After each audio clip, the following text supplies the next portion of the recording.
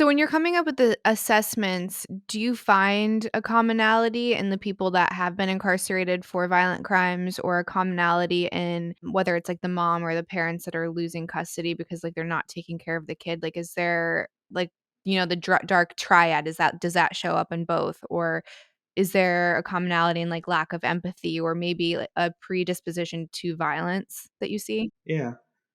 Well, it kind of depends on what type of crime you're talking about, in terms of like you kind of think of like mass homicide, which I spend a lot of time studying. For instance, you do see a really common pattern of those individuals tend to have a long history of mental health problems.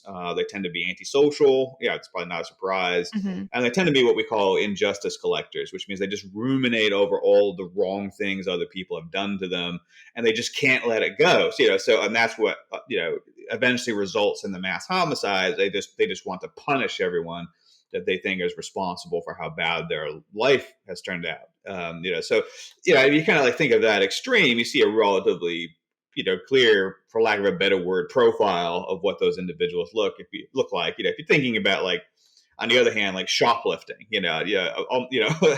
probably a majority of teenagers shoplift at some point, so Mhm. trying to distinguish between them is a little bit trickier. But yeah, I mean, so with sort of like an assault, you get a relatively wide range of, so you can't say that everybody that's committed an assault fits necessarily into a nice package.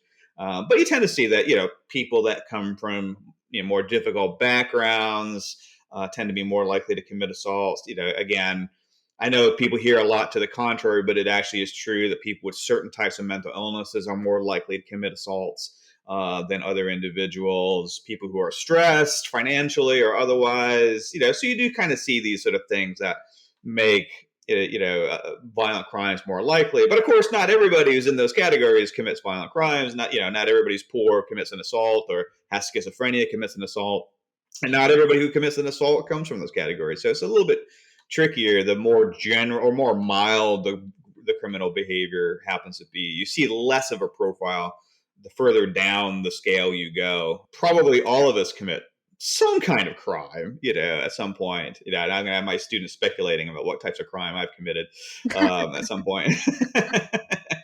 Well, Apparently, there were other faculty members at one point were like spreading the rumor that I'd been arrested at some point in my life. I actually have not been, for the record, ever been arrested. But probably most of us have like downloaded MP3s or shoplifted or done something relatively small that was still bad, at some point in our lives, because we're human. So no, totally. So everyone at least has ripped like you said, an MP3 or a movie back in the day. That was everyone was guilty of that, and that's hmm horrible. Don't do that. But yeah, whether the scale is something victimless like that or something much larger. I think so. I, like a lot of people, have, I guess, the false narrative that like video games in particular, or violent modeling through like movies, maybe even play, can create a more violent child, and then they're more likely to be a perpetrator of something like this. And then hmm one of the experiments that they used to show us back in school, like eons ago, is the Bobo dolls, right? So it was hmm like, well, this is proof that, something like a video game could make someone more violent. Is you give these kids something to watch, they see someone like whacking someone with a hammer, and then they're acting violent towards this Bobo doll. So I guess how have we gone from that, where it was widely accepted that modeling does create violent behavior, to no, it does not? Yeah. That's a great question. Yeah, and the boba dolls happened. Yeah, those experiments happened like back in like 1962. So they practically brought these like cave children in to to watch these videos. But yeah, they would have these kids like watch videos, and half they'd be randomized, and half of them would watch a video in which an adult went into this playroom and played peacefully with the toys that were in the playroom, and the other half watched this adult grab a mallet and swat a Bobo doll, right?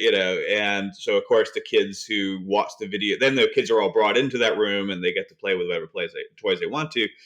And of course the kids that watch the video of the adult swatting the Bobo doll with the mallet are more likely to do that than themselves. And yeah, you're absolutely right. Sort of has been interpreted, as sort of evidence that kids will model and learn aggression by watching, some sort of adult engaging in, similar behavior. I mean, some of the things that kind of are getting pointed out though about those experiments are, first off, Bobo dolls are meant to be hit. I mean, it's like they have no other purpose other than to be hit, and that's different from like a kitten, right? So I always kind of say, this shows you how morbid I am. I say, like, the experiment that would convince me it was completely illegal and unethical, of course, would be to show children a video of an adult smashing a kitten with a hammer, right? And then bring the kids into the room and see if they do something that is not socially sanctioned. My best guess, obviously, I don't actually think anybody should do this experiment because it's horrible. I actually love kittens. But for the record, it's not like a fantasy I'm having.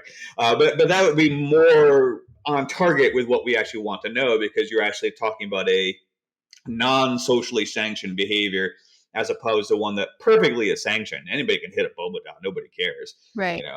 And the other thing that's kind of pointed out is that these studies, the boba studies, are probably not really aggression studies at all. They're probably compliance studies, that these kids were given no other instructions. They were like 3 or 4, and they were brought into this room and showed a video of an adult doing a thing, and then brought into a room that had the things they could do the same thing with, and lacking any other instructions, and having the strange adult in a lab coat, sort of guiding them around, probably guessed that the video was the instructions for what they were supposed to be doing. So it's probably more like a compliance study, that these kids were trying to make the adults happy, not engaging in aggression. And the types of aggression we are worried about tend to be more antisocial aggression, where you're not trying to make somebody happy. So there really have been these questions that have emerged about whether the Bobo doll studies really ever taught us anything about aggression at all, as opposed to like just kids will try to figure out what you want them to do, which we already knew, for the most part. At that age, it'd be different if it was teenagers, right? Teenagers don't want to do what they think you want them to do, but it's a very different story. But yeah, so it turns out in reality, like, aggression, it's not that you don't ever learn it, but a large part of it actually is genetic. Something about 50 to 55% of the variance in antisocial behavior in particular is genetic. And it is important to sort of also point out that not all aggressive behavior is antisocial, that there are certain things like debating people, or defending yourself, or engaging in sports aggression and that kind of stuff, we actually allow people to do and actually praise them for doing it. So, but in terms of like antisocial aggression, about 50 to 55% of that variance is genetic. Most of what remains is really more emotional than it is learned. In other words, the more stressed a person is, the more likely they are to engage in aggression. There certainly are some aspects of things, like if you come from a bad background where you see your parents engage in a lot of aggression either towards each other or towards you as the child, you may be more likely to engage in aggressive behavior. But these things like television and video games are just too far removed, from all that stuff. There's just no real emotional connection, for the most part, between people in these forms of media. So it's just like, we call it too distal. It's just too remote for it. Turns out people are bad at learning in general, so this, like, it's just not that great a learning opportunity, for the most part. And the way sometimes it helps people think about it is a sense of, like, if you were getting on a jet plane, like a passenger airliner, and the pilot came over the intercom and said, "This is my first time ever flying an actual plane, but I've been playing Microsoft Flight Simulator for 10,000 hours, and I'm pretty sure I've got this down. Everything looks pretty much the same." Most of us would be stampeding to get off that plane, because we understand that, learning in the environment of a video game is very different from engaging in the behavior, in real life. And we would have no confidence that this person has actually learned to fly a plane, simply by jumping from a flight simulator, into an actual cockpit without anybody giving them further instruction in real life before, doing so. So, and that's what we've seen is, we call it transfer of learning, that for the most part, people don't engage in transfer of learning. So they don't learn things in one context and apply them to another one. In some ways that's bad. It would be very efficient if we did. But in other cases like this is good, right? Because we don't want people to take what they learn in a video game and place it to real life. And it turns out, for the most part, they don't.